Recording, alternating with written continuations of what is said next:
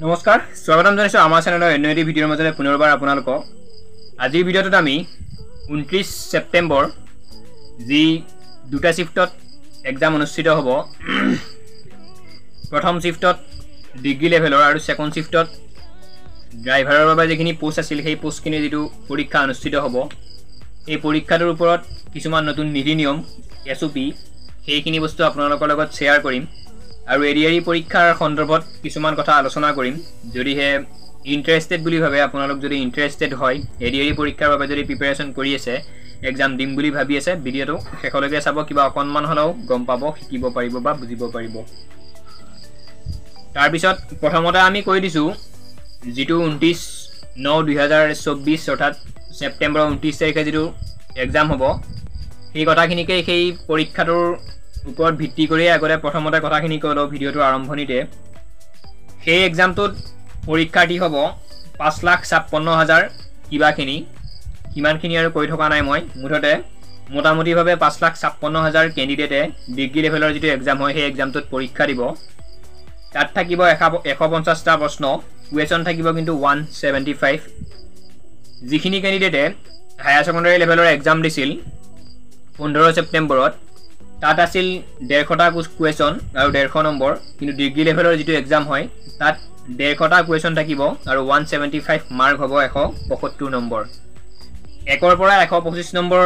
প্ৰশ্নলৈকে থাকিব 1 নম্বৰকে আৰু 126 নম্বৰৰ পৰা যেটো 150 নম্বৰলৈকে যিটা কুৱেশ্যন থাকিব সেই কুৱেশ্যন কেইটা থাকিব 2 নম্বৰকে সেইটো এটা জানিব লগা কথা গতিকে আপোনালোকে এইচএস লেভেলৰ বাবে যেনেকৈ প্ৰিপাৰেচন কৰিছিল পঢ়িছিল তেনেকৈ কিন্তু ডিগ্ৰী লেভেলৰ বাবে তেনেকৈ প্ৰিপাৰেচন কৰিলে নহব ডিগ্ৰী লেভেলৰ বাবে অকনমান বেছিকৈ পঢ়িব লাগিব কষ্ট কৰিব লাগিব তাত যেহেতু অকনমান নম্বৰ বেছি আৰু ডিগ্ৰী লেভেলত ইংলিছৰ কম্প্ৰিহেনশন বোলা বস্তুটো থাকিব গতিকে যদি আপোনালোকে বিচাৰে এই পাস কৰিম বুলি এক্সামটো ভালকৈ দিম বুলি ক্লিয়াৰ কৰিম বুলি তেতিয়া হলে কিন্তু কষ্ট কৰিব লাগিব আকৌ কৈ দিছো 150টা প্ৰশ্ন হ'ব 175 নম্বৰৰ 1ৰ পৰা 125 নম্বৰৰ যিখিনি প্ৰশ্ন থাকিব সেই প্ৰশ্নখিনি থাকিব 1 নম্বৰকে আৰু 126ৰ পৰা 150 নম্বৰলৈকে যিকেইটা প্ৰশ্ন থাকিব সেই প্ৰশ্নকেইটা থাকিব 2 নম্বৰকে গতিকে 2 নম্বৰীয়া যিকেইটা প্ৰশ্ন আছে সেই প্ৰশ্নকেইটা নেগেটিভ মাৰ্কটো অকনমান বেছি হ'ব কম হয়তো আপোনালোকে পাইছে তাৰ নেক্সট হ'ব যেটো সেকেন্ড শিফটৰ এক্সাম ড্ৰাইভাৰ লেভেলৰ এক্সাম তাত 2,04,000 কেণ্ডিডেটে পৰীক্ষা দিব ড্ৰাইভাৰ পোষ্টৰ বাবে তাত কিন্তু 150টাই প্ৰশ্ন থাকিব আৰু কুৱেশ্যন থাকিব 1 নম্বৰকে যেটো এইচএস লেভেলৰ এক্সাম হৈ গল 15 তাৰিখে সেই এক্সামটোৰ দৰেই একে নিচিনাকৈ অনুষ্ঠিত হ'ব সেই এক্সামটো যেটো ড্ৰাইভিং এক্সাম আছে ড্ৰাইভাৰ লেভেলৰ এক্সাম আছে একেই সিস্টেম এইচএস লেভেলৰে এইখিনি পোজ হয় আৰু যেটো 15 তাৰিখে এক্সাম হৈ গল সেয়াও এইচএস লেভেলৰে এক্সাম আছিল গতিকে এইখিনি আছিল সৰুকে নীতি নিয়ম বা কিমান কেণ্ডিডেটে পৰীক্ষা দিব কেনে ধৰণে পৰীক্ষাটো অনুষ্ঠিত হ'ব আৰু বাকি নীতি নিয়মখিনি আপোনালোকে হয়তো জানে কাৰণ 15 সেপ্টেম্বৰত যিখিনি পৰীক্ষা দি আহিছে তেওঁলোকৰ পৰা হয়তো শুনিছে বা নুশুনিলেও আপোনালোকে নিউজত ইতিমধ্যে চাইছে কেনেকুৱা নীতি নিয়ম কি লৈ যাব পাৰি মই মোৰ আগৰ ভিডিঅত আপোনালোকক কৈছিলো যে মেথছখিনি কৰি চাবৰ বাবে কুৱেশ্যন পেপাৰত ঠাই দিছে নে নাই এই সন্দৰ্ভত কাৰণ মই ফুল কুৱেশ্যন পেপাৰখন এতিয়ালৈকে এইচএস লেভেলৰ যেটো এক্সাম হৈ গল কুৱেশ্যন পেপাৰখন একদম শেষ অৱস্থালৈকে হয়তো চোৱা নাই কাৰণ কুৱেশ্যন পেপাৰখন ঘৰত আনিবলৈ দিয়া নাই কাকো আৰু মইও তেনেকুৱা ধৰণে পোৱা নাই সেইবাবে গতিকে মই ভাবো হয়তো মেথছখিনি বা ৰিজনিংখিনি কৰি চাবৰ বাবে হয়তো শেষৰ ফালে এপিষ্টামান হয়তো পাত দিছিল নাই দিয়া বুলি ক'ব নোৱাৰি কিন্তু মই মোৰ আগৰ ভিডিঅত আপলোড কৰিছিলো যদি আপোনালোকে এক্সাম দিব যায় তেতিয়াহলে মেথছ আৰু ৰিজনিংখিনি কৰাৰ সুবিধাৰ বাবে এডমিটখন দুটা পেজত মই উলিয়াই ল'ব দিছিলো এক সাইডত যেটো মানে উকাকে থাকিব আৰু নেক্সট যেটো ইনষ্ট্ৰাকচনখিনি থাকিব তাতেও থাকিব ইনষ্ট্ৰাকচনখিনি যেটো পেজত থাকিব তাৰ বোৰ্ড সাইডটো আপোনালোকে উকাকে ৰাখিব তেনেকৈ এডমিটখন দুটা পেজত উলিয়াই নিব দিছিলো তেনেকৈ হলে আপোনালোকৰ যেটো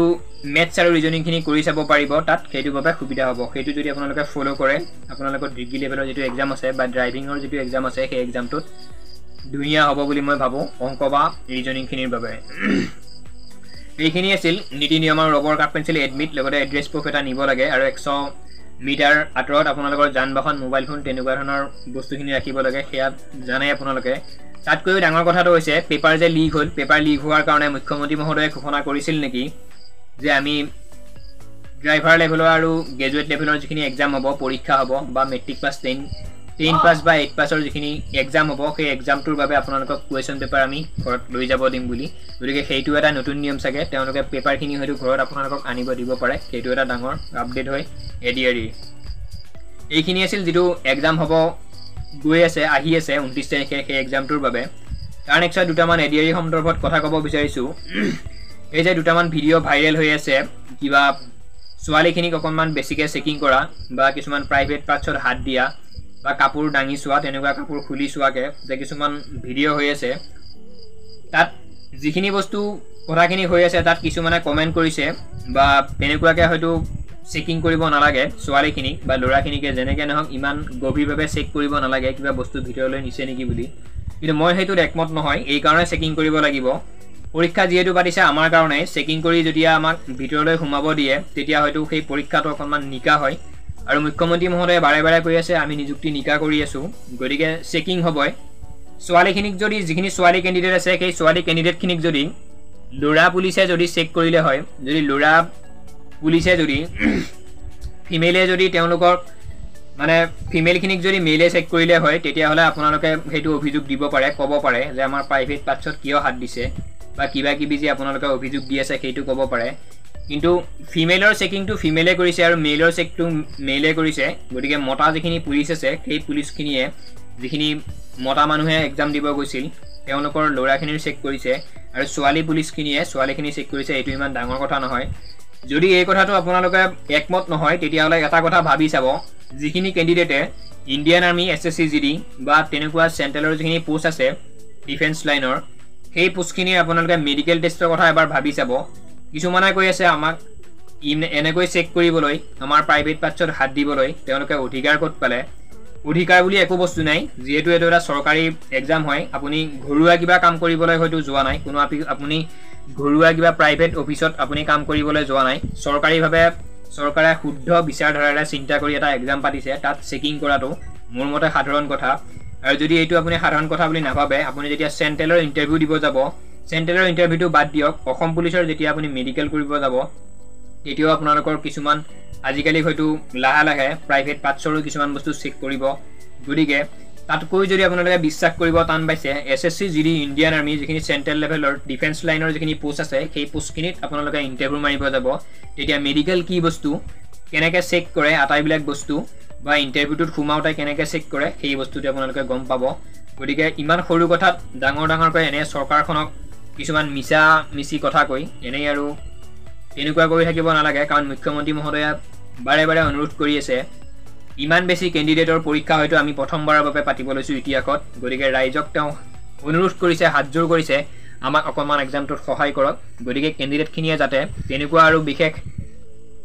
বহুত কিবা কিবি বাহানা উলিয়াই কিনিয়ে চৰকাৰখনক অকণমান দায় দিয়া বা কিবা কিবি ব্যৱস্থা নকৰে তেনেকুৱা এটা ভাৱধাৰা নলয় তাৰ বাবে মই আপোনালোকক অনুৰোধ কৰিছোঁ